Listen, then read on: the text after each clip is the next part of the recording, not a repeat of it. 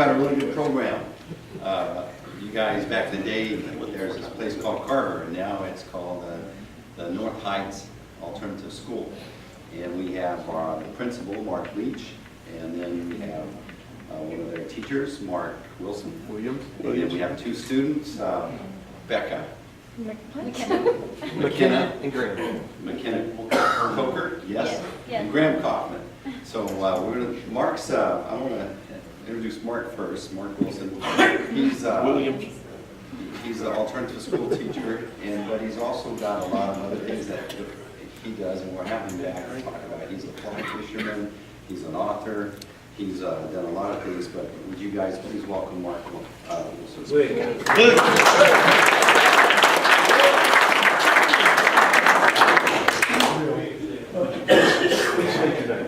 But I'll go Wilson. Y'all take me lunch, so I'm okay with anything. You know, I'm really lucky to have the best job in town. I'm a teacher at North Heights. Let me tell you how I got there. The first real job I ever had was as a teacher. I was an instructor at Texas A&M University, and then later at North Texas. I lucked my way into becoming a sports writer in Dallas, Texas for 12 years. Then I became an outdoor writer, and I've since written 20 books, 1,000 articles on fly fishing and backpacking and those sorts of things. I've owned several businesses, still do, and so I get bored real easily, as you can see. I teach in an alternative school. An alternative school means this: there are students who are at risk of dropping out. That doesn't mean they're bad kids. Most of us have a perception of what North Heights Alternative School is because it does have a disciplined side there to the school. But ours is for students that are not performing in a traditional setting properly. It doesn't work for them. And we'll go into that on why that is in a second. But I'm also an at-risk kid. Had they had North Heights Alternative School back when I was 17, 18 years old, that's where I would have gone because I didn't like being told what to do. I didn't like bosses. Because my dad said something did not make it gospel, even though he thought it did. So to give an example, I was writing about, mostly my gig was the Texas Rangers, but I covered the Cowboys and the Mavericks, and this would have been back in the day, in '95 is when I started. And so I got to cover that Super Bowl team. But then we also had like Sean Bradley and Michael Finley for the Mavericks, and we had, for the Rangers, a lot of Latin American players. We had Juan Gonzalez, Pudge Rodriguez, Rafael Palmeiro, Sammy Sosa, a bunch of people like that.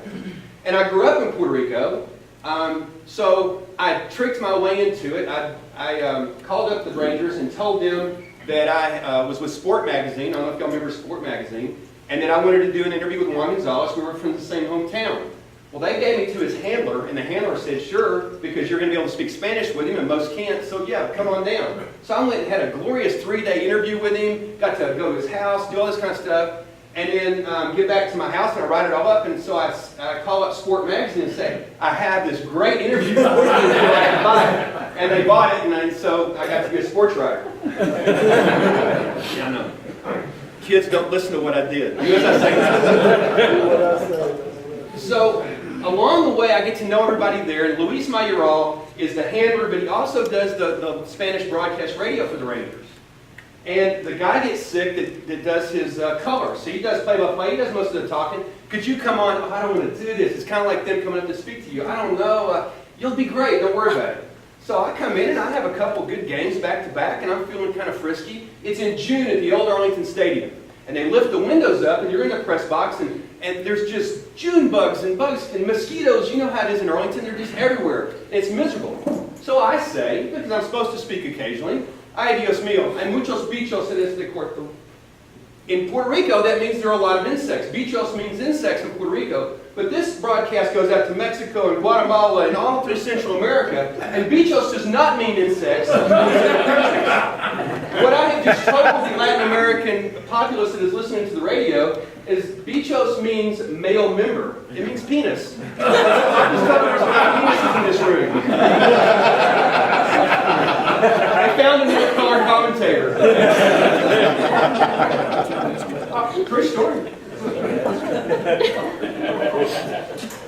So what we do is this. We get students there. It's a school of privilege. Not just any kid gets to come over there. They apply. We interview with the students. And we know what kind of student will work best. It's on a case-by-case basis. You know it when you see it. You can't just put a chart, you can't say star or tax or any of that kind of stuff. You know it when you talk to the student. And so what we have is we may have 500 kids come through, some of them only taking 1 class or 2 classes just to kind of get credit recovery. But we get some who are simply not excelling whatsoever in traditional school. We graduate over 200 a year. Now think about that. Those are kids that would probably drop out. That's a huge amount here in Amarillo, Texas, of students. But we also do a lot of really cool things. We believe at North Heights, that we're going to do it on your pace, and your pace, and your pace. Not on my pace. I don't have 30 kids in a room. I have 5 to 15. So I get to know you, and I get to build my syllabus by what your needs are. You're already good at writing. We're going to focus on reading. You love motorcycles? Let's use that as an avenue to get to where we want to go. It's the school I would have liked to have gone to, and we teach like what we wish we would have been taught. You're having a rough day? Guess what? I don't mind you sitting there for 30 minutes kind of collecting yourself, then we'll pick it back up. And we've kind of done this to them if you think about guys. Generation Y, that's who these kids are, the millennials. They're not like you and me. When we used to walk into a room, the teacher was God. We did what authority figures told us to. But what we've done was we've equipped them with their own autonomy. We've given them the cell phone. We've given them internet. They're digital natives. They've grown up and all they've ever known is the internet and video games and everything else. We even did this to them. We gave them soccer games where nobody wins. First of all, I shouldn't have given them soccer. Why don't we give them baseball? But they get trophies and nobody wins in these games. So it's funny to me whenever we chastise them for the things that we did to them. We babysat them with TV. We even have TVs in the car, so when we're driving, we don't have to talk to them, they don't have to talk to us. And so it's no wonder that they're immediate gratification. They want it now. As a teacher, what good is it to me to teach them a specific fact when by the time I teach them, they can go to their phone and find it quicker than I can even spit it out. And you know they can do that. So what our job is with these Generation Y kids, and it's one reason why they're not succeeding in traditional school, they're bored. They get it already. They filter so much information day after day. They see what's BS and what's not, that they smell it from a teacher who's being inauthentic. And so what I have to do is teach them how to use that information much more than I have to teach them information. And that's why I'm a big believer. Mr. Leach and I, we talk to Excel, we talk to a lot of companies about Generation Y and how if you build relationships with them, they're the ultimate team players. They love to collaborate. They're used to collaborating. Think about even their video games they play. If you have any grandsons or sons that play video games, they're on there, but they're usually collaborating through the internet with other teams to go do things. So they're used to being a part of a team, and these kids want to be bigger than what they are themselves. They want to be bigger than themselves. And I see this day after day. So it's pretty amazing to get to do what I do and teach these. They're tech savvy, as you know. Take any 3 or 5-year-old that you know and give them an iPad, and they know how to do it quicker than you do. They can help you with your computer. So at our school, I don't have to know more than they do. I have to be able to teach them to lead. I have to teach them how to collaborate. I teach them the skills they're going to need when they get out in life because everything's changing so quickly. Think about it 10 years ago, what the business world even looked like. A lot of us didn't even have computers in the day. We still did payroll the old-fashioned way, right? Things are changing so quickly that our job is to teach them to be adaptive, creative, flexible, to build relationships. One of the saddest things I see is that we've also done this. We have Facebook and we have texting. These kids, if you want to talk to them, you can't do it on a phone. You need to text them. So they're very poor at interpersonal relationships, I found. Part of our job as teachers to make them successful after they graduate is teach them interpersonal skills. That's the number one thing that when they come in, I want to build a relationship with them so they don't know that I'm doing this thing, but I'm trying to teach them so they can come do these kinds of things and actually relate to the real world. I'm going to skip through a few of these things. Let me show you kind of some things that let me back up. All right, so I write about fly fishing. Is there any fly fishers in here? First hand up. Anybody fly fish? All right. This is yours. Signed and everything. It's all yours. It's my latest book, and you can have that. But my kids have written books too. And so what I'm really proud of at North Heights is the students are self-paced and they're project-oriented. So rather than just give them a packet and say, do the packet, well, we're going to follow along day by day in this chapter. You read the questions at the end, answer the questions, write an essay, turn it in. It doesn't work with students today. So why don't we build a project and build all those things we want them to get, those skills and knowledge to get, and build it in a project? For instance, a book. They wrote a book, this was done 10 years ago, and they've written a couple since. Now they do ebooks. And this was written by about 30 or 40 or 50 students. And it was, for a while, on Amazon. Well, you still get it on Amazon, but it was in Barnes & Noble, and they sold a whole bunch of copies, and it was really a cool thing they did. They don't get scholarships at my school. So what they do, They do their own projects. Years ago, they built Paparazzi, and it was a coffee shop, and it would go out and serve businesses. And it also served a school. And they learned there's a high profit margin in coffee if you do it right. And so, but then that fell off after a few years because the new students wanted to do their own project, and that's one of the beautiful things about it. They do their own project, and it's just a cycle of greatness. Well, Amarillo Living Magazine did a feature piece on the students because they decided to do scholarship learning for themselves. They would build an online Amazon bookstore. And it's still going. We still have an online Amazon bookstore. We've got other things that they're doing, and Graham and Makenna are going to tell you about it. We even had a student who couldn't be here today, and this is one of the beautiful things about my kids. She got sick. Makenna graduates tomorrow, and she says, I'll do it. I'll fill in. Now, when you were 17, seriously, you would have come to speaking to a bunch of men that you didn't even know what you were going to say, just plucked out 15 minutes beforehand? I wouldn't have done it. I'd have been scared to death. And maybe she is, but she's still here. So, what the girl that couldn't come, Nikki De Leon, she decided she wanted to be a writer. So rather than just write something and turning it to me, how inauthentic is that? Let's write it in and let's turn it into a magazine about Will Rogers Community Garden. And she took the pictures, so she learned how to be multimedia savvy, how to write an article for a client, and to do something that she's got that shows that it's a legitimate thing here. It's a connection, it's a real type of thing. And we do this all the time, and I love that. Okay. We also do color magazines. They've done PSAs. They've done PSAs for Snack Pack for Kids. They've done documentaries. They have award-winning films. The list goes on. I could just bore you with all this other kind of stuff. But what I'd rather do is let the kids talk about it because they're going to share with you much better than I can about what North Heights really is and why it works. So I have two young ladies that are going to come here and speak. Graham Coffman, we know Steve Brown. Graham Coffman is an amazing young lady. She was 16 when we first got her this year. And she showed a propensity to have her finger in the pie on everything. So why not use that? She's a natural leader. Kids follow her. She's quick. So she ended up being in charge of everything. She just kind of takes over naturally, which is both good and bad. But she came to love North Heights, and she epitomizes the legacy, the relationship building that we believe in and we believe is necessary for the future of our students. So if you wonder about students sometime in the future of the youth, I think we're in really good hands, and I think you're going to see this. After her, she's going to introduce Makenna Coker, and Makenna has a great story as well. So everybody, welcome Graham Coffman.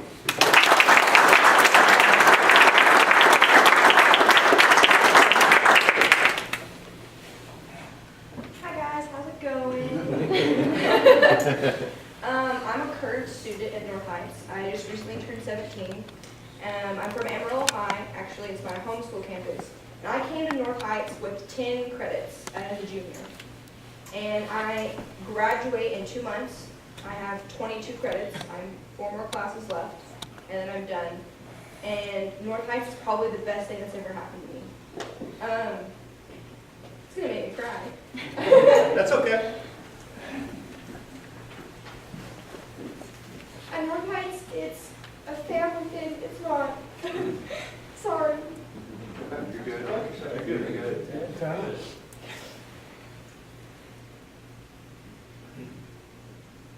North Heights welcomes everyone. As soon as you go to North Heights, you can have people that you didn't like at school. Like there's people from Amarillo High that weren't my favorite people by any means, and they're my best friends now. Makenna and I didn't know each other, and within a week we were friends. It's a big family-oriented, like they're my family, and North Heights is awesome.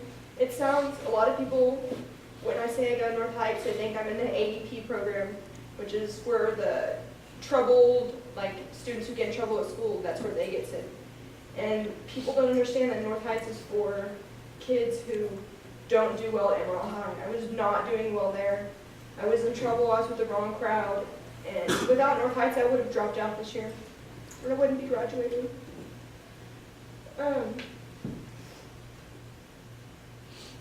We have a lot of cool projects that we do, like Mr. Williams was saying. The main one we have going on right now is called Super Shack, and I know y'all all have heard about the Snack Pack for Kids and that kind of thing, and we have, at North Heights, it wasn't going to be able to help us as well as we needed it. We have a lot of teen parents or people who are going to become teen parents, and so we made a needs-based snack pack type thing called Super Shack for North Heights. We have baby food and diapers and car seats and stuff, and it's big. It's all the packages and stuff are packed towards that certain students' needs. So everyone gets what they need, and it helps them. We have gas cards, and we want to help people not only in high school, graduating high school, but we want to help them after high school. We want them to have car seats for their kids and be able to get jobs and have this skill set to do those kinds of things. I've learned things at North Heights that I didn't learn in the 3 years at Amarillo High that help me more in daily life than anything. I've learned how to make a budget. I've learned how to, if buying or leasing a car's better, or buying or leasing a home. I've applied for colleges. I recently got accepted to Amarillo College and WT. They will help you set up your entire career plan if you want to. How about College for Reals? Yeah, we have a college career things for real things that we do every month. And it's where we had AC and Happy State Bank come this past month, and they came and they talked to the kids, and it wasn't a college fair where you go around and they're like, yeah, coming to this college is cool, and then they give you a pin, and you're like, oh, cool, I can do it. Because applying for college is hard, and it's not as easy as they make it seem. So we had AC and Happy State Bank come and talk to all the students at North Heights and tell us how it's really going to be. Like, you're going to have to work and how to apply for your FAFSA and financial aid and everything like that, so you know how to do when it comes there. So you're not panicking when it's the end of summer and you haven't applied for college or gotten your financial aid in now, and now you can't go.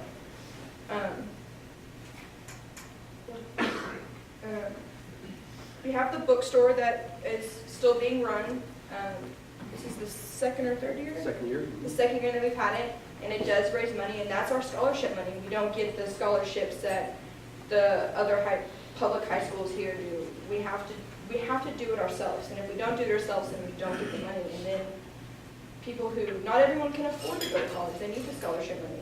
And the bookstore has been a big help, and it does raise a lot of money for it.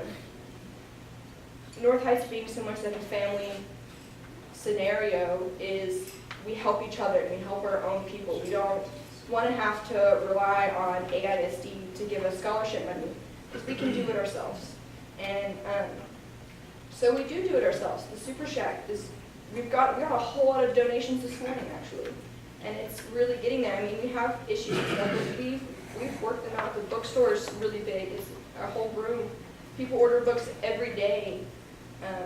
Can we order books? Yeah, from the Amazon bookstore. Yeah. We can get y'all the link for it. Yeah, sure. You could help with Super Shack. Is there anything you need? Super Shack, we haven't. We have donations. We have plenty of stuff. We have jackets and stuff. We don't have anywhere to put it. The bookstore and Super Shack are kind of in the same room at the moment, so we do need like rolling racks. It's still a work in progress, but we're getting there, and we want to get it up and running as fast as we can, because students do need it, and their need's not going to go away. And the sooner we can help them, the sooner that they can get on their feet and get a job and those kinds of things. We try to build, at North Heights, we try to build a legacy for each person tries to build a legacy. Mine is Super Shack, that's my thing, and that's what I'm doing my best to do, because I don't want it to be a thing that I do this year, and the next year the students who come don't have it, and people are still going to have kids, and there's still going to be teen moms, and that's inevitable, and there's nothing we can do about that.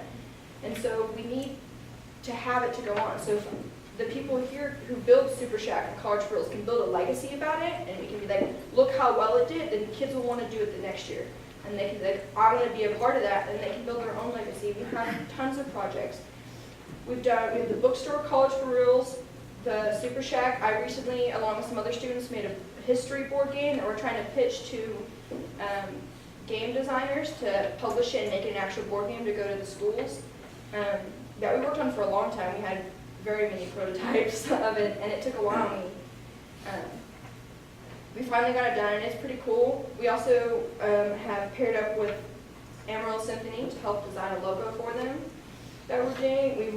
We have a studio in Mr. Williams' room, actually, that we got donated to us 1 year, and we've written songs, and we sent songs off to game companies. There was this one guy who made a song, sent it off to a game company to put it into a video game.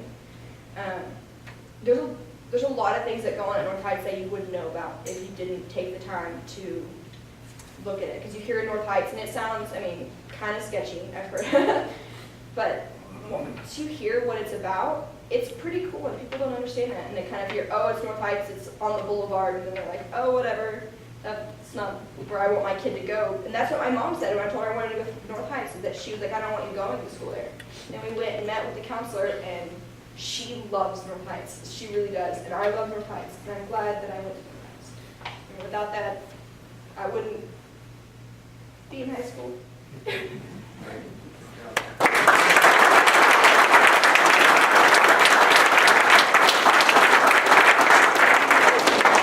I'm so proud. All right, I'd like to introduce Makenna Coker to you. She filled in at the last minute, and she's got a great story. She's going to come up and tell you very quickly about her story.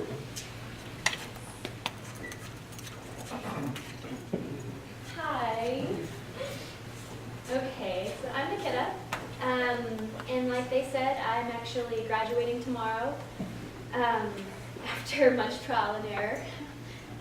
It took me a really, really long time, but I'm going to cry like crazy. Good. Without what has become now my family, I wouldn't be where I'm at. I wouldn't be doing all the things that I never thought I would be able to do. Nobody has supported me more or been there for me more than these teachers and the counselors and the students. I just wouldn't be where I'm at. The relationships there are really what makes the school. At a traditional school, I would probably never talk to my teachers other than them tell me, you know, you're failing a class, or here's a paper, do this. There's no relationship there. But at North Heights, my relationships with all of my teachers have been amazing. They genuinely care about what I do with my life and what happens to me, and if I'm okay. They push you to do better because they expect more from you, because they know you have so much to offer and you're limiting yourself. So they really, really push you. And that's what all of us need there. We need somebody to push us, because maybe we have family problems, and maybe our family isn't there for us to push us into becoming bigger and better. And that's what I love about that school. The program's amazing. There's so many good things that happen there. And we're not all delinquents, I promise. Tell them what graduation is going to look like for you tomorrow. What is it like? No, unless you're there, it's hard to describe. Oh my gosh. Graduation's going to be emotional, for sure. The whole school's there. They announce you over the intercom, and everybody comes out and they congratulate you, and everybody's genuinely proud of you. It's not a fake of, oh, good job, and they're not really there for you. Everybody is genuinely proud of you. And when you graduate, it makes other people want to graduate earlier and graduate faster. They're like, oh, they did it. I know I can do it. I'm almost there. I'm going to get stuff done. But it's going to be really emotional. Like, I'm shaky just talking about it, because I didn't think I would be able to get here. Last year, I skipped all the time. I didn't get my stuff done. I couldn't function, like they said, in a normal school. But this school has shown me who I could actually be, and who I can be, and who I want to be. And who you will be. Hopefully. I did slack off a little bit at the beginning, but I realized that I have a plan and I have a goal, and in order to get there, I needed to grow up. I needed to get everything together and get to where I needed to be, and without them, I would have never been able to get to that place at all. And again, it's just leaving a legacy, and hopefully we can leave a legacy for everybody else that comes there.